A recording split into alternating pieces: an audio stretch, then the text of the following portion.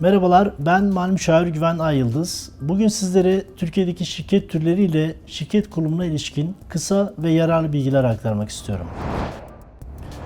Öncelikle şirket türlerine kısaca bir bakalım. Türkiye'de Türk Ticaret Kanunu'na göre 5 farklı şirket türü bulunmaktadır.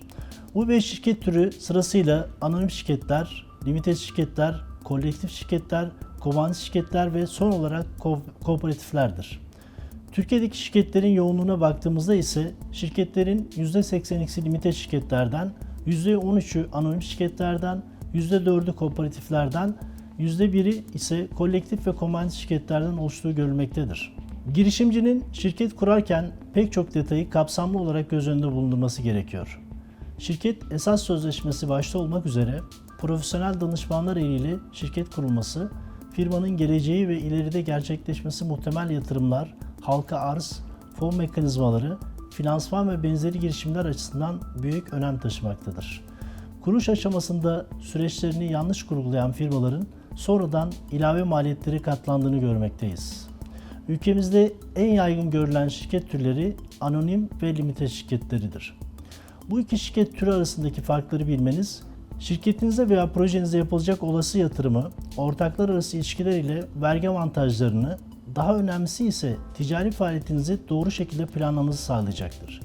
Şirketler vergisel açıdan kurumlar vergisine tabidir. Anonim ve limited şirket farkları çeşitli açıdan ele alınabilir. Bu farkları sırasıyla şöyle sıralayabiliriz.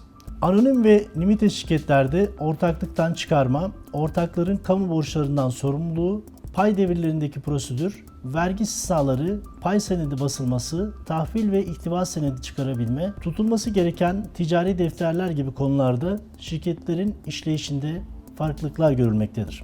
İsterseniz ülkemizde en yaygın görülen şirket türleri olan anonim ve limited şirketlerin temel farklılıklarını daha detaylı olarak değerlendirelim. Ortaklar açısından bakıldığında limited şirkette ortakların sayısı 1 ve 50 kişi arasında iken anonim şirkette bu sayının asgari 1 kişi olması yeterli görülür ve üst sınır bulunmaz. Anonim şirketlerde ortak sayısı 500 kişiyi geçerse şirket halka arz edilir. Limited şirketlerde ise halka arz söz konusu değildir. Sermaye tutarları açısından da iki şirket türü arasında farklar bulunmaktadır. Anonim şirketlerde kuruluşta konulması gereken sermaye 50.000 Türk Lirası iken kayıtlı sermaye sisteminde asgari sermaye 100.000 Türk Lirasıdır. Limited şirketlerde asgari sermaye miktarı 10.000 Türk Lirası olup limited şirketlerde kayıtlı sermaye sistemi uygulanmaz.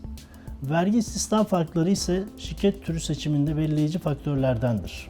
Anonim şirketlerin 2 seneden fazla süreyle elde tutulan ve fiziki olarak bastırılan paylarının gerçek kişi ortaklarca satılmasından elde edilen kazançlar gelir vergisinden istisna edilmektedir. Kurumlar vergisi mükellefi ortaklar tarafından 2 seneden fazla süreyle elde tutulan anonim şirket hisselerinin satış kazancının %75'i de kurumlar vergisinden istisnadır. Limited şirket paylarının gerçek kişi ortaklar tarafından satışında herhangi bir istisna yoktur. Limited şirket paylarının devirleri noterden gerçekleştirilmekte ve hisse satışında değer artışı kazancı üzerinden vergi hesaplanmaktadır. Kurumlar vergisi mükellefi ortaklar tarafından yapılan satışlarda ise anonim şirketlerde olduğu gibi satış kazancının %75'i de kurumlar vergisinden istisnadır. Şirketlerin temsil organlarına geldiğimizde ise anonim şirketlerde yönetim kurulu şirket işlerini yürütürken limited şirketlerde müdür veya müdürler kurulu şirketi temsil eder. Şirket kurulumu veya sermaye artırımında taahhüt edilen sermayenin ödenmesinde de farklılıklar bulunmaktadır. Anonim şirketlerde taahhüt edilen sermaye miktarının 1/4'ünün şirketin tescilinden önce ödenip bloke edilmesi gerekir. Kalan sermaye borcunun ise yönetim kurulunun alacağı karara göre en geç 24 ay içerisinde ödenmesi gerekir. Limited şirketlerde ise 10 Mart 2018 tarihli resmi gazetede yayınlanan düzenleme ile şirket kuruluşu sırasında blokaj şartı kaldırılmış olup sermaye borcunun 24 ay içerisinde ödenmesi yeterli görülmektedir. Her iki şirket türünde de kalan sermaye tutarının ister peyderpey isterse defaten ödenmesinin önünde bir sakınca bulunmamaktadır. Şirketlerin genel kurullarında Ticaret Bakanlığı bakanlık temsilcisi bulundurma zorunluluğu konusuna geldiğimizde ise anonim şirketlerin gündeminde sermaye artırımı, sermaye azaltımı, tür değişikliği, birleşme, bölünme, amaç konu değişikliği gibi özellikli konuları olan genel kurullarda bakanlık temsilcisinin katılımı zorunlu iken limite şirketlerin gündemi ne olursa olsun hiçbir genel kurulda bakanlık temsilcisi bulundurma zorunluluğu bulunmamaktadır. Avukat bulundurma yükümlülüğü ile ilgili durumda ise Avukatlık Kanunu'nun ilgili maddesi uyarınca sermayesi 250.000 Türk Lirası ve üzerinde olan anonim şirketlerin sözleşmeli avukat bulundurma zorunluluğu bulunmaktadır. Limite şirketlerde bu şekilde bir zorunluluk bulunmamaktadır. Şirket ortaklarının sorumluluğu konusunda anonim şirketlerde ortaklar sadece şirkete getirmeyi taahhüt ettikleri sermaye miktarı ile şirkete karşı sorumludurlar. Pay sahiplerinin şirketin özel ve kamu borçlarından sorumluluğu bulunmamaktadır. Ancak yönetim kurulu başkanının kamu borçlarından sorumluluğu bakidir. Limite şirketlerde ortaklar şirketten tahsil edilemeyen kamu borçlarından, vergi borcu, SGK borcu gibi borçlardan şirkete getirdikleri sermaye ile orantılı olarak sorumludur. Buraya kadar olan bölümde sermaye şirketlerinin temel farklılıkları üzerinde durduk. Diğer bir konumuz da şirket kurulum süreçleridir. Türkiye'de şirket kuruluş işlemleri elektronik ortamda Merkezi Sicil Kayıt Sistemi MERSIS nezdinde gerçekleştirilmektedir. Şirket kurulumu için öncelikle şirketin bir adresinin bulunması gerekiyor.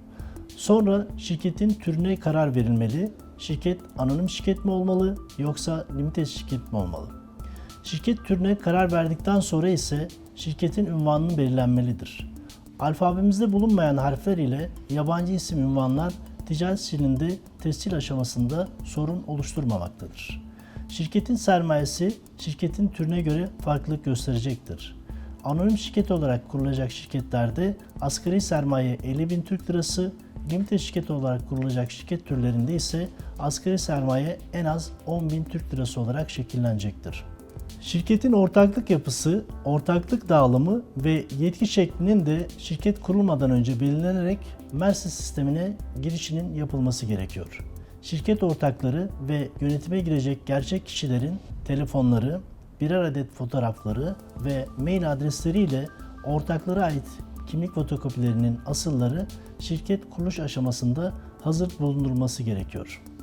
Son olarak şirketin amaç ve konusuna uygun faaliyet alanlarının NACE kodları üzerinden belirlenmesi ve belirlenen en az 5 NACE kodunun şirket kurulumundan önce tespit edilmesi istenir. Bu NACE kodlarından yalnızca bir tanesi ana faaliyet koduna ilişkin olmalıdır.